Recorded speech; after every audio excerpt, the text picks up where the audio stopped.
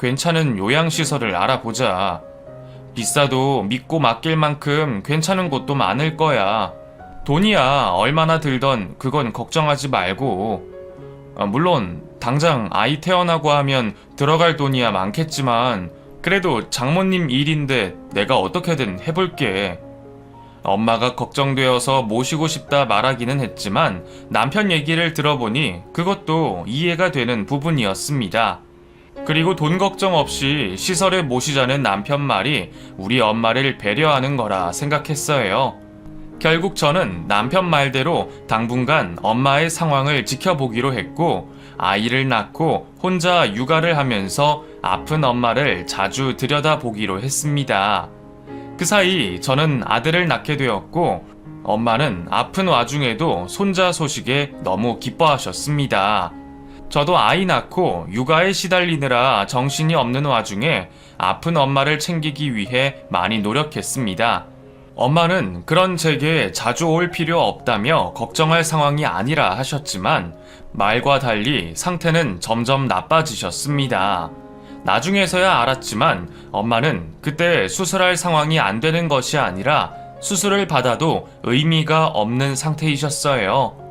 그래서 치료 명목으로 약만 드시면서 겨우 버티고 계셨던 거였습니다. 대체 딸을 두고 왜 혼자 어려움을 끌어안고 계시는지 그런 엄마가 이해되지 않았지만 나중에서야 그게 부모의 마음일까 생각이 되더라고요. 결국 엄마는 길게 버티지 못하시고 답답하시다며 요양원 입원도 거절하시더니 약에 의존하다가 돌아가시게 되셨습니다. 그나마 예뻐하던 손자 돌잔치는 보고 가셔서 다행이라 해야 할까 모르겠네요. 내가 결혼하지 않고 애가 없었더라면 엄마를 더 잘 챙길 수 있었을까 싶은 생각이 들기도 했지만 너무 가슴이 아파서 의미 없는 후회는 하지 않기로 마음먹었습니다. 그렇게 평생 의지하던 엄마를 떠나보내고 저는 무척이나 힘들 수밖에 없었습니다. 일찍이 아버지의 죽음을 겪어보고 보기 힘든 투병 생활이 끝나고 편안해 보이는 엄마를 보며 담담하게 엄마의 죽음을 받아들일 거라 생각했는데 전혀 그러지 못했어요. 실성한 사람으로 보일 만큼 슬픔에 빠져 있었죠. 아무래도 더 오랜 시간 같이 하고 더 많은 추억이 있어서 그랬는지 모르겠네요. 하지만 아무리 슬프다 해서 한없이 담아두고 있을 수가 없었습니다. 이제는 친정 엄마만큼이나 남은 가족들을 챙겨야 했으니까요. 옆에서 밥 달라 보채는 돌쟁이 아이 때문에 슬플 겨를도 없던 저는 다행히 생각보다 빨리 일상으로 회복할 수 있었습니다. 제 생각보다 일찍 친정 엄마를 보내드리고 저는 시어머니 걱정이 부쩍 들었었어요. 시어머니는 저희 엄마보다 나이도 더 많으셨는데 이제는 시어머니도 마냥 마음 놓고 계실 나이가 아니라는 생각이 들었습니다. 이제 친정 엄마도 안 계시고 남편 얘기처럼 양가 어머니들 모시고 살 기회는 사라졌지만 나중에 시어머니라도 모시고 살아야겠다는 생각을 하게 되었죠. 물론 그러려면 아직 한참 더 남았다고 생각했지만요. 그런데 불행이라는 건 쉴 틈 없이 한꺼번에 찾아오는 건지 이번에는 시어머니에게 변고가 생기고 말았습니다. 정정하셨던 어머님도 몸이 예전 같지는 않으셨고 화장실에서 넘어지시면서 머리를 다치고 마셨습니다. 그걸 처음으로 발견한 게 저였어요. 혼자 계신 어머니 걱정에 자주 찾아가려고 했고 손주를 보여드리려 낮에 방문을 했는데 아무리 초인종을 눌러도 대답이 없으시더라고요. 놀란 제가 경비실에 부탁해서 현관문을 열었고 화장실에 혼자 쓰러져 계신 어머니를 발견할 수 있었습니다. 그걸 보고 급히 구급차를 불러 병원으로 모시고 갔고 다행히 목숨은 건지실 수 있으셨어요. 제가 그날 시댁을 찾지 않아 아무도 발견하지 못했다면 아마 그대로 돌아가셨겠죠. 시어머니는 다행히 목숨은 건지셨지만 뇌졸중 후유증 때문에 거동이 불편해지셨습니다. 거의 반신불수가 되어 말씀도 제대로 못하시고 혼자 계시지 못하게 되셨죠. 친정엄마 돌아가신 지 얼마나 되었다고 시어머니에게까지 이런 일이 생기는 건지 저는 제 인생이 답답스러웠습니다. 돌볼 사람이 필요한 시어머니를 어떻게 해야 할지 저희 부부는 고민이 많았어요. 사실 요양원이 비용도 많이 들고 요즘 워낙 문제도 많다 그러니까 가족이 제일 좋긴 한데 나는 일하고 당신은 혼자 아이 키운다고 힘들어서 걱정이네. 남편은 요양원에 모셔야 할까, 간병인을 구해야 할까 이것저것 말했지만 내심 제가 어머니를 간병하기를 바라는 듯 했습니다. 순간 우리 엄마는 불편하실 거라며 요양원 얘기를 꺼냈던 남편이 생각나 잠시 섭섭하기도 했지만 상황이 다르니 어쩔 수 없다 생각했습니다. 그리고 저도 시어머니를 남에게 맡길 자신이 없어 제가 시어머니 간병을 맡기로 했어요. 잠깐씩 간병인을 쓰더라도 남의 손보다는 제가 낫겠다 싶었죠. 그렇게 저는 어린아이를 업고 시어머니 간병을 시작하게 되었습니다. 처음에는 제가 시어머니 댁에 왔다 갔다 하려 했는데 그게 더 문제였어요. 밤에 혼자 계시게 둘 수도 없고 야간 간병비가 더 비싼 바람에 결국 시어머니를 저희 집으로 모시게 되었습니다. 남편은 시어머니를 맡아준 제게 몇 번이나 고맙다고 말하며 눈물까지 보였고 저는 그런 남편을 보며 기꺼이 고생을 감내하기로 했습니다. 큰맘 먹고 직접 시어머니를 모시기는 했지만 간병은 예상대로 쉬운 일이 아니었어요. 게다가 아직 아이가 어린 탓에 더욱더 힘들 수밖에 없었습니다. 남편 내조의 육아에 간병까지 저는 힘겨운 시간들을 견뎌야만 했습니다. 아마 저희 엄마도 제게 이런 고생을 시키기 싫으셔서 말도 안 하고 혼자 앓으셨나 싶었고 그 마음을 생각하니 제 속이 아프기도 했어요. 몸은 힘들었지만 그래도 시어머니를 위하는 일이라 생각하니 버틸 수가 있었습니다. 시어머니와 오랜 시간을 알고 지내지는 못했지만 평소에 어머니가 제게 잘해주셨기에 저도 친정엄마처럼 생각하며 잘 모시려 노력했습니다. 머리로는 그렇게 생각하며 노력하기는 했지만 시간이 흐를수록 저도 점점 힘이 들 수밖에 없었어요. 어머니는 혼자 움직이는 건 거의 못하실 정도로 손이 많이 필요한 분이셨고 저는 어머니의 모든 것을 챙기며 다 큰 어른을 키우는 듯 살아야 했습니다. 게다가 중풍이라는 게 회복이 없는 병이다 보니 완치를 기대할 수도 없는 일이었어요.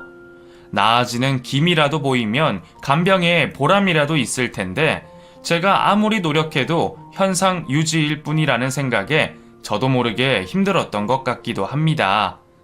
긴 병에 장사 없다더니 처음에는 효자처럼 굴던 남편도 몇 년 뒤에는 가끔 시어머니 얼굴만 들여다보고 자기 할 일 하기 바빴고 저도 그런 남편을 보며 힘이 빠지기도 했어요. 제가 시어머니 간병을 시작하며 남편은 조금씩 변해갔습니다. 처음에는 어쩔 수 없는 일이었어요. 제가 육아에 간병까지 하느라 너무 바빠서 부부간에 시간을 가질 여유도 없었고 남편도 시어머니가 아프시게 되면서 심적으로 많이 힘들어 했으니까요. 그래도 시간이 지나면 다 괜찮아지고 적응될 거라 생각했는데 시간이 흐르면 흐를수록 저희 부부의 사이는 점점 더 멀어지는 것만 같았습니다. 남편은 남편대로 퇴근하고 돌아와 방에만 틀어박혀 있었고 저는 시어머니 곁을 떠나지 못하고 하루 종일 붙어 있을 수밖에 없었습니다. 그렇게 2년, 3년, 5년 시간은 점점 흘러갔고 저도 남편도 각자 생활에 적응해가는 듯 싶었습니다. 저희는 부부라기에는 동거인에 가까워졌고 남편은 아프신 어머니와 힘들어 보이는 아내를 보기가 버거운 건지 밖으로 돌기 시작했습니다. 그쯤 남편은 사회생활에 도움이 될 거라며 골프를 배우기 시작했어요. 회사 일 때문이라니 저도 뭐라 하지는 못했지만 우리 형편에 그런 비싼 취미도 그렇고 주말 내내 골프를 배우러 다니는 남편의 일상이 반갑지는 않았습니다. 골프 꼭 배워야 해? 나는 주말만 기다리고 사는데 주말까지 나 혼자 고생하면 나는 언제 쉬어? 내가 그냥 놀자고 이래? 나도 내일 모레면 40인데 진급 안 할 거야?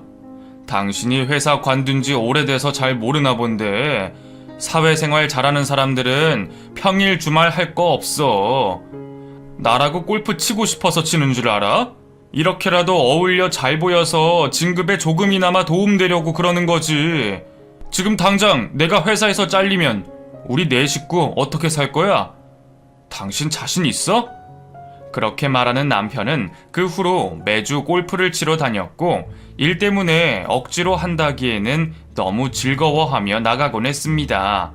그러다 결국 골프에 푹 빠져버린 건지 어느 날 갑자기 잘 다니던 회사를 관두고 스크린 골프장을 차리겠다며 제게 통보를 해왔습니다.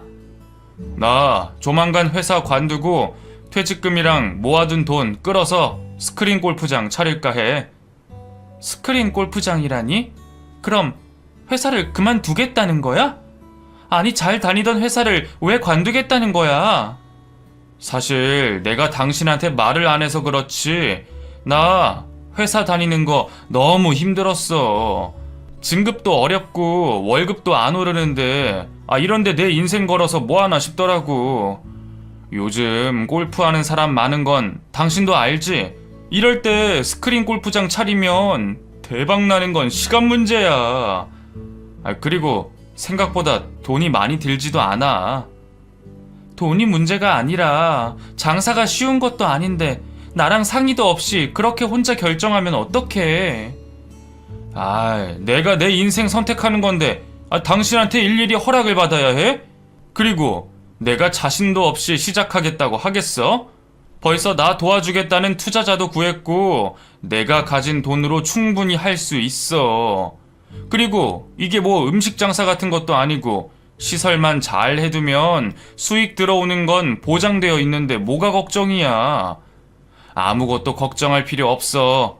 당신은 그냥 집안일이나 신경 쓰면 돼. 아무리 쉬운 일이라 해도 자영업이 쉬울 리가 있겠나요? 저는 걱정되어 만류했지만 남편은 제 말을 무시하고 결국 퇴사를 하고 말았습니다. 자기 마음대로 그러는 게 마음에 들지 않았지만 이미 퇴사까지 한 마당에 저는 남편이 하는 일이 잘 되기만을 바랄 수밖에 없었습니다. 결국 남편은 자기 고집대로 스크린 골프장을 차리고 그 후로는 매일 가게 핑계로 이전보다 훨씬 긴 시간을 밖에서 보내곤 했습니다. 자영업이다 보니 퇴근 시간도 정해져 있지 않고 핑계대며 집에 안 들어오기 딱 좋았죠. 섭섭하기는 했지만 가족들을 위해서 더 열심히 하겠다는 남편의 말을 한 번 더 믿어보기로 했습니다. 그렇게 남편과는 점점 멀어져 갔고 저는 혼자 시어머니를 챙기며 기댈 곳이라고는 어린 아들밖에 없었습니다. 그 당시에 제 인생의 낙은 제 아들이 유일했어요. 남편은 내 맘 같지 않고 시어머니 모시는 건 힘들고 간병하느라 사회생활도 못하고 친구들도 못 만나는 와중에 착한 제 아들만이 유일한 제 편이었습니다. 마냥 어린 줄만 알았던 아이는 힘든 엄마를 보며 일찍 철이 들었고 어느새 제게 좋은 친구가 되어주었죠. 그래봤자 아직 초등학생이었지만 그만큼 제 얘기를 잘 들어주는 사람도 또 없었네요. 그렇게 저는 아들에게 의지하며 힘든 시간들을 버텨내고 있었습니다. 그러다 결국 간병한 지 10년 만에 시어머니마저 돌아가시고 말았습니다. 10여 년 간병하며 회복되지 못하는 모습을 봐왔지만 그래도 막상 돌아가시니 못해드린 것만 생각이 들고 마음이 많이 안 좋더라고요. 10년이면 그래도 오래 버티셨다는 의사의 말에 위안을 느낄 새도 없이 저는 시어머니의 장례를 치러야 했습니다.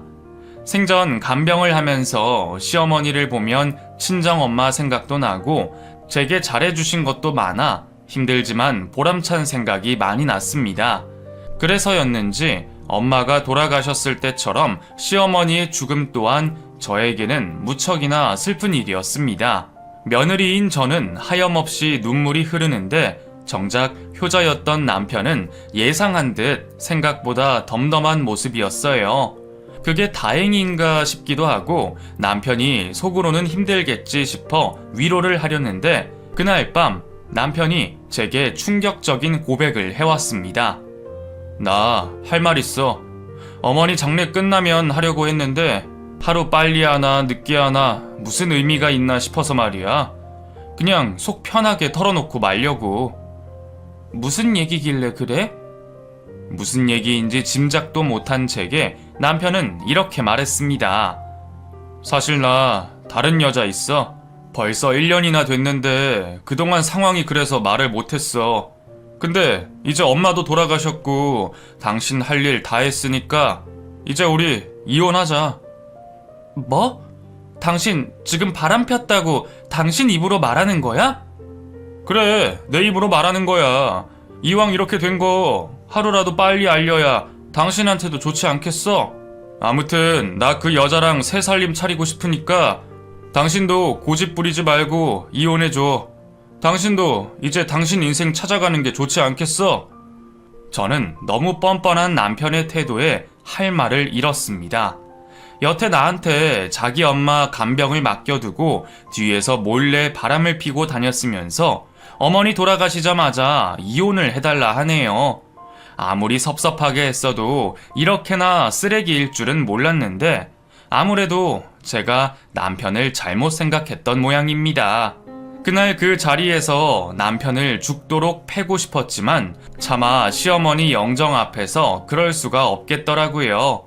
그 순간 왜 그렇게 엄마 생각이 나는지 엄마도 제가 그러는 걸 원하지 않으실 것 같았죠. 저는 결국 아무것도 하지 못한 채 자고 있는 아이를 깨워 집으로 돌아갔습니다.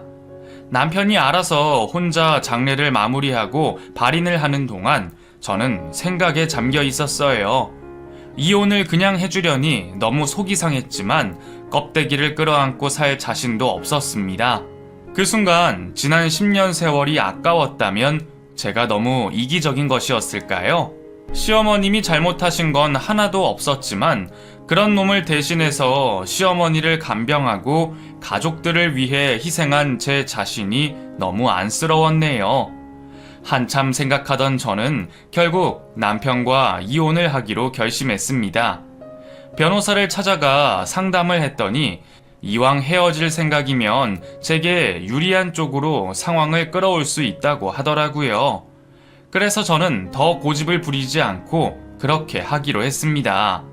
아이의 친권과 제게 더 많은 재산 분할을 요구하며 요구 조건을 다 들어주면 이혼해주겠다 했죠.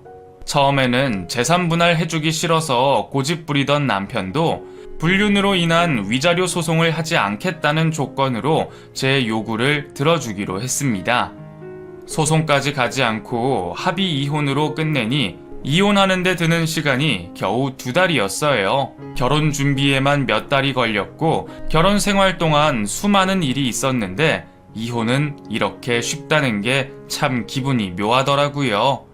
남편이 된 그 사람은 혼자 아이를 잘 키우라며 제게 웃는 얼굴로 인사를 건네고 떠났습니다. 그걸 보니 애써 억누르던 분노가 다시 튀어나오는 것 같았죠. 재산 분할을 잘 받아내고 아이 양육권을 가져왔다 해도 남편에 대한 분노는 쉽게 사그라들지가 않았습니다. 저는 누구에게 말도 하지 못하고 매일 밤 남편을 저주해왔어요. 성격이 유하다 생각했던 제가 누군가를 그렇게나 미워할 수 있다는 게 놀라울 정도로 말이죠. 매일 밤 전 남편을 저주하던 어느 날 저는 또 한 번 믿지 못할 소식을 듣게 되었습니다. 이혼한 지 반년이 되지 않아 걸려온 전 남편의 전화였어요. 전 남편은 다 죽어가는 소리로 병원에 있다며 자신의 소식을 알렸습니다. 저랑 이혼을 하고 얼마 뒤 상간녀랑 동남아로 골프 여행을 갔다가 난데없이 벼락을 맞아 불구가 되었다는 거였죠. 벼락 맞을 확률이 로또 될 확률보다 적다던데 너무 황당한 그 얘기에 저는 당연히 거짓말인 줄 알았습니다. 이놈이 또 무슨 수작을 부리려나 싶어서 직접 병원으로 찾아갔더니 정말로 이 인간이 휠체어를 타고 저를 보고 울더라고요. 여보, 나 이제 못 걷는데 나 어떡해. 나 좀 도와줘. 응? 정말 벼락을 맞은 거야? 아니, 어떻게 그런 일이 있을 수가 있어? 내가 당신한테 죄를 지어서 벌 받았나 봐. 그 여자가 내 꼴 보더니 헤어지자고 도망가 버리고 어디 연락할 곳이 없어서 염치 없지만 당신한테 연락한 거야. 여보, 나 반성 많이 하고 있어. 제발 나 한 번만 용서해주고 나 좀 도와주면 안 될까? 당신 착한 사람이잖아. 당신 나 보고도 그냥 외면하지 못할 거야. 그치? 이제 와서 나더러 병신된 널 용서해달라고? 네가 이러고 연락하면 내가 널 불쌍하게 생각할 줄 알았니? 웃기고 있네. 나 지금 너무나 행복해.